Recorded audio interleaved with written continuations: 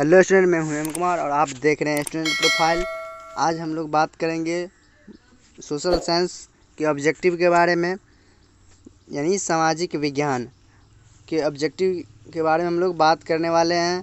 यदि आप लोग मैथ और साइंस का ऑब्जेक्टिव लेना चाहते हैं तो मेरे पिछले वीडियो जाकर देखिए, बहुत अच्छा ऑब्जेक्टिव बताया हूं और ये भी बहुत काफ़ी इम्पोर्टेंट है जो बार बार पूछा जाता है। चलिए शुरू करते हैं।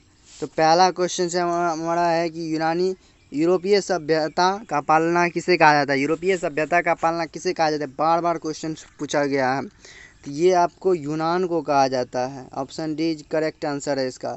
और सेकेंड नंबर क्वेश्चन कर रहा है 1970 के रूसी क्रांति के समय किस जार का शासन था। 1970 में जब रूस में क्रांति हुई तो उस समय जार जो है सो वहाँ के राजा को, रूस के राजा को जार कहा जाता है।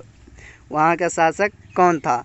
तो यहाँ पर डी हो जाएगा, निकोलस द्वितीय था। नेक्स्ट क्वेश्चन हमारा कह रहा है कि वियतनाम में रहने वाले फ्रांसीसी नागरिक को क्या कहा जाता था।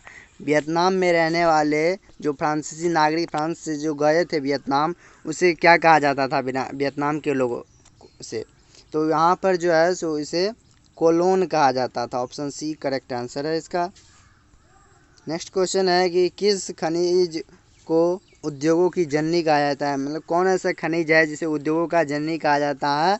ये लोहा को, क्योंकि लोहा से बहुत सारे प्रोडक्ट बनाए जाते हैं। ये नेक्स्ट क्वेश्चन है हमारा, गोंडवाना समूह से के कितने के कोयले का निर्माण हुआ था। गोंडवाना समूह के कोयले का निर्माण हुआ था कितने दिन पहले? तो ये जो है सो 20 करोड़ वर्ष पूर्व जो है गोंडवाना समूह के कोयले का निर्माण हुआ था। नेक्स्ट क्वेश्चन है, भारत में किस प्रकार की कृषि की प्रधानता है। भारत में जो कृषि हो रही है ये किस प्रकार की प्रधानता है यहाँ पर? तो यहाँ पर जो है सो जीवन निर्वाह, मतलब कृषि से लोग यहाँ पर जीवन निर्वाह कर रहे हैं। ऑप्शन ए करेक्ट आंसर है इसका। नेक्स्ट क्वेश्चन है इसमें कि इसमें सतह की साझेदारी का एक सही लाभ है। सतह में जो साझेदारी, इसमें क्या लाभ है? स्थिरता एवं आंतरिक कलह की बढ़ोतरी, मतभेदों में वृद्धि, समुदायों में के मध्य टकराव में कमी, निर्णय लेने की प्रक्रिया में अनावश्यक विलम्ब। तो इसका आंसर जो है समुदायों के मध्य टकराव में कमी लाती है सतह में साझेदारी से। नेक्स्ट क्वेश्चन है हमारा कि नगर निगम के मुख्य प्रशासक को कहा जाता है। नगर निगम के जो मुख्य प्रशासक होते हैं उसे क्या? तो नेक्स्ट नगर आयुक्त, यानी डी करेक्ट आंसर है इसका।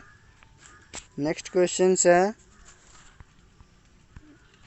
जीवन की भौतिक गुणवत्ता का सूचक है। जीवन के भौतिक गुणवत्ता का सूचक जो है सो जीवन प्रत्याशा, शिशु मृत्यु दर और मालिक साक्षरता, यानी हाँ सभी इनमें से सभी। ऑप्शन डी करेक्ट आंसर है। नेक्स्ट क्वेश्चन से हमारा कह रहा है कि कौन सा सामाजिक वर्ग बुद्धिजीवी वर्ग के रूप में उभर कर आया। सामाजिक वर्ग जो है सो कौन सा बुद्धिजीवी वर्ग के रूप में उभर कर आया? तो पहला ऑप्शन है उद्योगपति वर्ग, पूंजीपति वर्ग और श्रमिक वर्ग, मध्यम वर्ग। ये ऑप्शन डी करेक्ट आंसर हो जाएगा, यानी मध्यम वर्ग। नेक्स्ट क्वेश्चन हम लोग कह रहा है कि जब हम लैंगिक विभाजन की बात करते हैं तो हमारा अभिप्राय होता है। जब हम किसी लैंगिक विभाजन की बात जब करते हैं तो इसका मेरा अभिप्राय कहने का मतलब क्या होता है? तो ये जो है सो समाज द्वारा स्त्री और पुरुषों की दी गई असमान भूमिका, जो समाज में दी गई है स्त्री और पुरुषों की असमान भूमिका, मतलब एक समान रूप से नहीं दिया, इसी को हम लैंगिक विभाजन कहते हैं।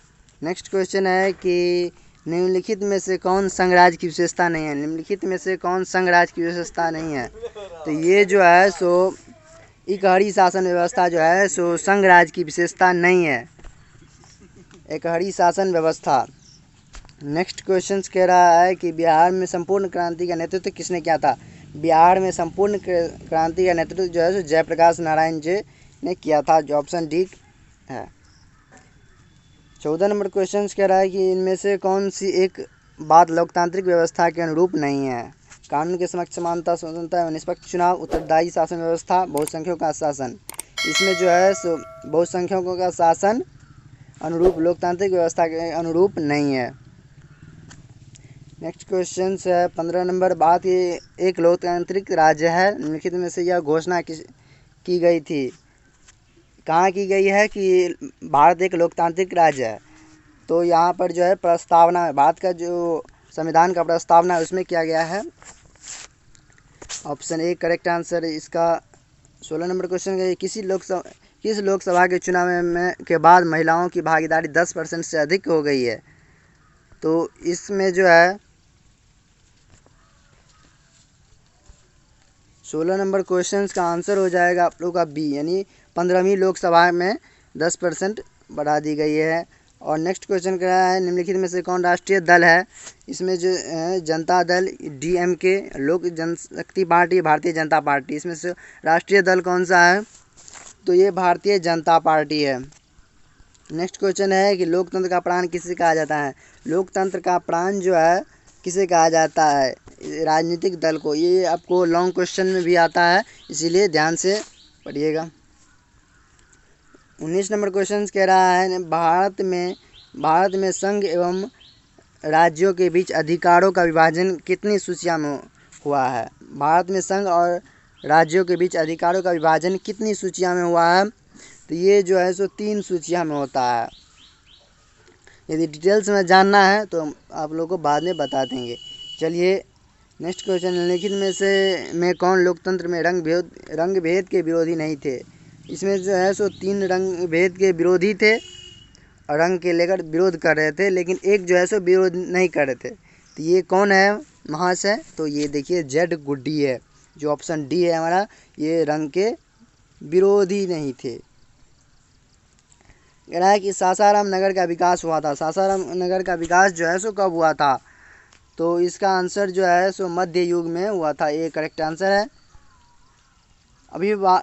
अविभाजित बिहार में निम्नलिखित में कौन एकमात्र नियोजन नगर था। जब बिहार विभाजित नहीं हुआ था, बिहार झारखंड, तो कौन एक नियोजन नगर था।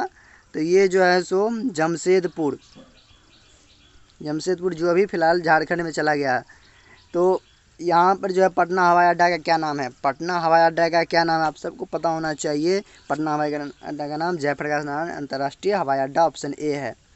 नेक्स्ट क्वेश्चन है कि 24 नंबर हमारा है कि बिहार में रज्जू मार्ग है। बिहार में रज्जू मार्ग कहाँ है। तो बिहार में रज्जू मार्ग राजगीर में है। र से राजगीर और र से रज्जू मार्ग कॉमन है। तो चलिए आज का फर्स्ट पार्ट ख़त्म हो गया। सेकेंड पार्ट का आप लोग इंतज़ार करिए, बहुत जल्द आने वाला है। अभी तक यदि चैनल को सब्सक्राइब नहीं किए, सब्सक्राइब कर बेल आइकन को प्रेस कर लीजिए और साथ में अपने दोस्तों को भी शेयर कीजिए।